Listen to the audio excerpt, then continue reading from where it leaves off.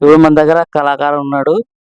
జానపద గేయాల ఏమంటారు పద్యాలు పద్యాలు భవానీ శీను పద్యం పాడిస్తున్నాం ఇప్పుడు.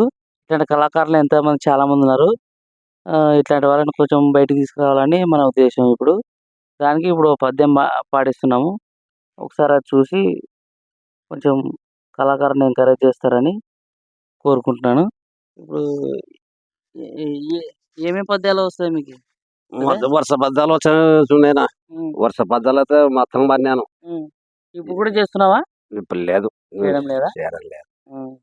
ఏమట్లా ఏమి లేదు, నేను ఇట్లా సాయంలో పడితే లేకపోతే నేను డ్రామా కూడా 5 నిమిషం నాకు లేదు, ఇంకా లేకపోయా అంతే.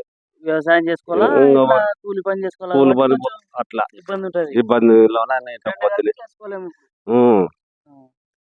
ఇంకో పద్యం కూడా చెప్తా సార్. ఇప్పుడు పాడదాము. అదే ఇదైతే ఇప్పుడు ప్రస్తుతానికి వ్యవసాయం చేసుకుంటున్నావు. ఏదో పొలం పని చేసుకొని బతకాలి. నేను ఎవరైనా పిలిస్తే పోతావా? ఇప్పుడు ఎవరన్నా మన ఇష్టం, తెలిసిన వాళ్ళు ఉన్నారు మనకి, పిలిస్తే పోతావా? పోతాను కూడా. మన ఇష్టం కాటికి పోయి కూడా బాగా డైరెక్ట్ ఇప్పుడు నేర్చుకోకుండా డైరెక్ట్ పద్యాలు పాడమంటే పాడతాను. డైరెక్ట్ డ్రామా స్టేజ్ మీద డైరెక్ట్ పాడతావా? పాడతాను. అట్లా కూడా పాడతాను. ఈ చెలక పద్యం చెప్పినాను. జనపై కబరాజు ఇది నీ క్యారెక్టర్ నీ ఇది చిన్న పద్యాలు బాగా చెప్తాను నేను.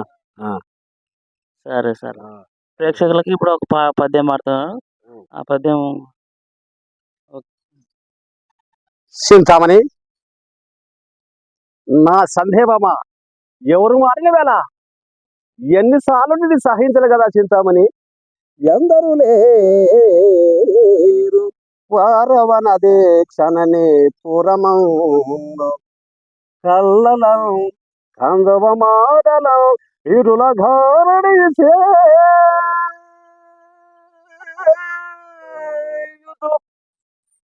దొలధోముగా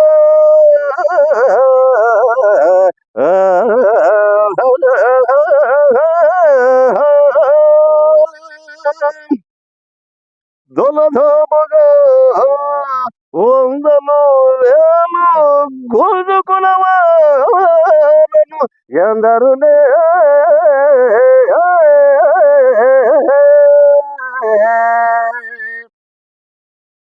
విశుద్ధమూర్తిని చందమునం కానీ విశుద్ధమూర్తిని చందమునం గుణ